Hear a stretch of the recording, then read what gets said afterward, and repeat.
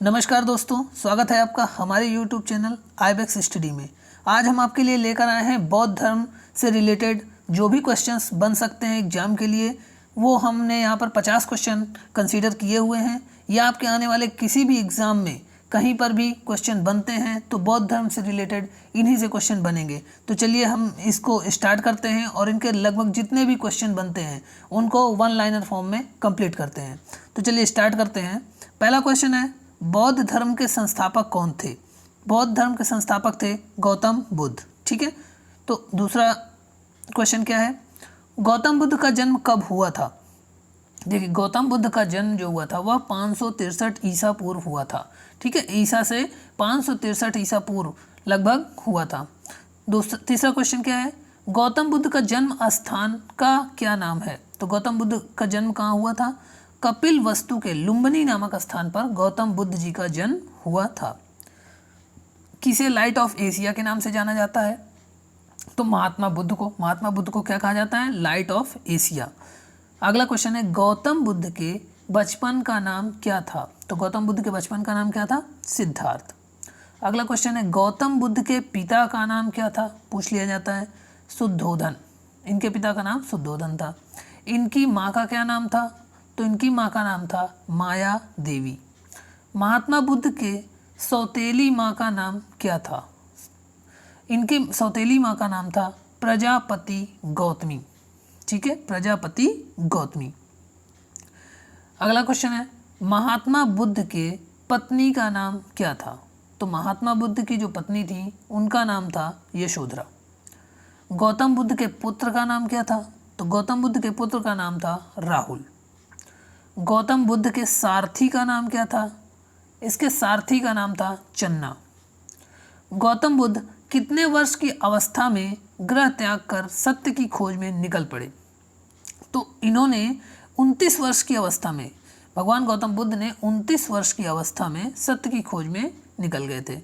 सिद्धार्थ के गृह त्याग की घटना को बौद्ध धर्म में क्या कहा जाता है? ये इस तरह के क्वेश्चन ज़्यादा बनते हैं। देखिए, महाभिनिष्क्रमण, ये क्वेश्चन काफ़ी आता है एग्जाम में, तो इसको आप जरूर याद रखिए कि सिद्धार्थ के गृह त्याग की घटना को बौद्ध धर्म में महाभिनिष्क्रमण कहा जाता है। बुद्ध ने अपना प्रथम गुरु किसे बनाया था? इसका आंसर है आलार कलाम। ठीक है, आलार कलाम। बुद्ध ने अपने प्रथम गुरु से कौन सी शिक्षा प्राप्त की थी? तो इनके जो प्रथम गुरु थे उन्होंने दी थी शिक्षा सांख्य दर्शन की इनको। ठीक है। गौतम बुद्ध के दूसरे गुरु का नाम क्या था? तो इनके दूसरे गुरु थे रुद्रक। ठीक है। उरुवेला में कितने ब्राह्मण बुद्ध के शिष्य बने? तो उरुवेला में 5 ब्राह्मण थे जो बुद्ध के शिष्य बने थे। बुद्ध के 5 शिष्य के नाम क्या थे? पूछ लेता है। तो बुद्ध के 5 शिष्य के नाम थे कौंडिन्य, वप्पा, भादिया, अस्सागी और महानामा। ठीक है। 35 वर्ष की आयु में बिना अन्न जल ग्रहण किए आधुनिक बोध गया में निरंजना फल्गु नदी के तट पर पीपल वृक्ष के नीचे कितने वर्ष की कठिन तपस्या के बाद बुद्ध को ज्ञान प्राप्ति हुई थी? तो 6 वर्ष की अवस्था पर। अब देखिए, इस क्वेश्चन से कई क्वेश्चन बन सकते हैं कि कितनी वर्ष की आयु में उन्होंने किया था तपस्या? तो 35 वर्ष की आयु में। किस स्थान पर? बोध गया स्थान पर। ठीक है। कौन सी नदी थी? निरंजना फल्गु नदी के तट पर। कौन से वृक्ष के नीचे थे? तो पीपल के वृक्ष के नीचे। ठीक है। तो 6 वर्ष की इन्होंने तपस्या की थी। ज्ञान प्राप्ति के बाद सिद्धार्थ को क्या कहा गया?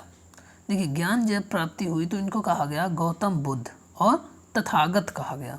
ठीक है। सिद्धार्थ का गोत्र क्या था? इनका गोत्र था गौतम। गौतम बुद्ध को किस रात्रि के दिन ज्ञान की प्राप्ति हुई?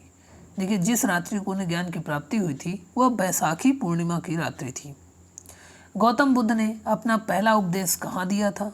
तो इन्होंने वाराणसी के निकट सारनाथ में दिया था। गौतम बुद्ध ने अपना पहला उपदेश दिया। उपदेश देने की इस घटना को क्या कहा जाता है? उपदेश देने की जो यह घटना थी इसे कहा जाता है धर्म चक्र प्रवर्तन। ठीक है, क्या कहा जाता है? धर्म चक्र प्रवर्तन।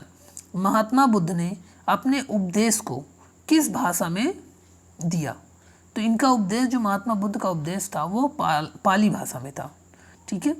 बौद्ध धर्म के त्रिरत्न कौन हैं? कौन कौन है? तो बौद्ध के 3 रत्न हैं, बुद्ध, धम्म और संघ। इन्होंने 3 रत्नों के नाम लिए थे, कहा था बुद्ध, धम्म और संघ। बौद्ध धर्म में प्रविष्टि को क्या कहा जाता था? तो बौद्ध धर्म में जो भी प्रविष्टि करते थे उसको कहा जाता था उपसंपदा। प्रविष्टि को क्या कहा जाता था? उपसंपदा। बुद्ध के अनुसार देवतागण भी किस सिद्धांत के अंतर्गत आते हैं? देवतागण कर्म के सिद्धांत पर ही आते हैं। कर्म के सिद्धांत क्यों कहा था? क्योंकि देवता जिस अनुसार काम करते हैं, जैसे अग्नि देवता हो गए, आग का कार्य करते हैं, इस वजह से उनको अग्नि देवता कहा गया। वायु देवता है, वायु का कार्य करते हैं, इसलिए। तो इन्होंने कहा कि ये कर्म के सिद्धांत के अंतर्गत आते हैं। बुद्ध ने तृष्णा की घटना को क्या कहा है? तो तृष्णा की घटना को बुद्ध ने कहा है निर्वाण।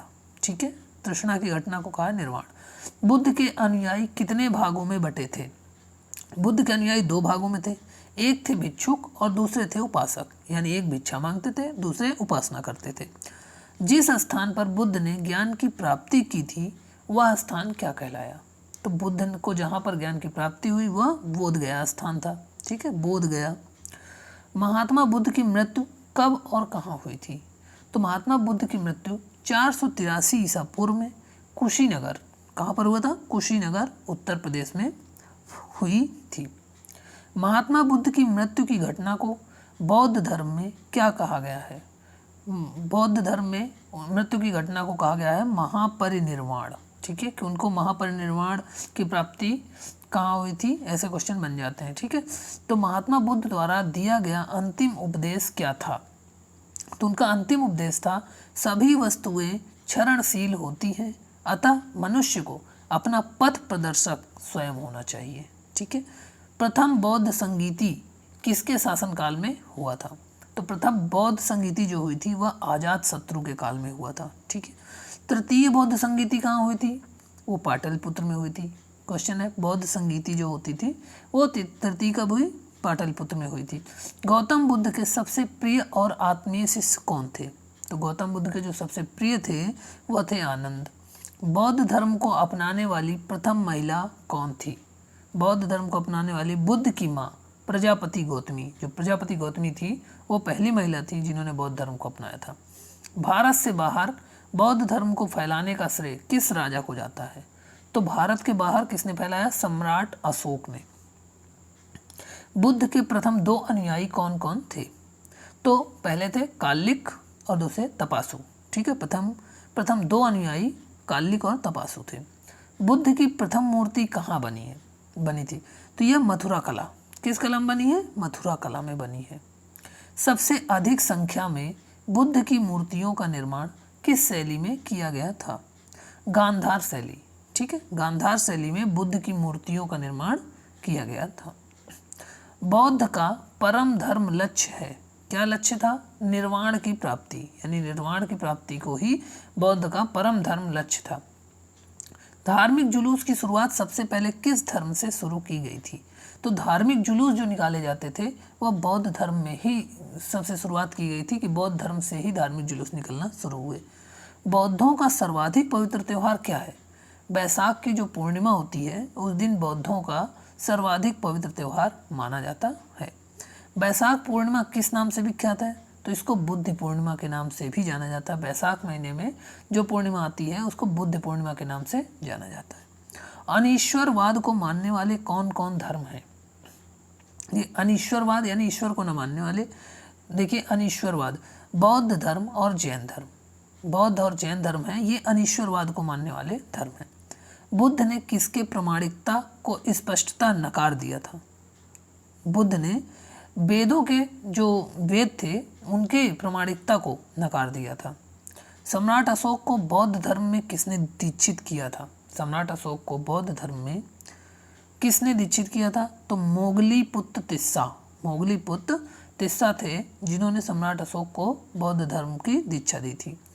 और अंतिम क्वेश्चन है, चतुर्थ बौद्ध संगीति कहाँ हुई थी? ठीक है, तो चतुर्थ बौद्ध संगीति कुंडलवन कश्मीर में हुई थी। कहाँ हुई थी? कुंडलवन कश्मीर। ठीक है, तो ये इस तरह के क्वेश्चन जो बौद्ध से संबंधित थे ये यहाँ पर हमने देख लिए हैं।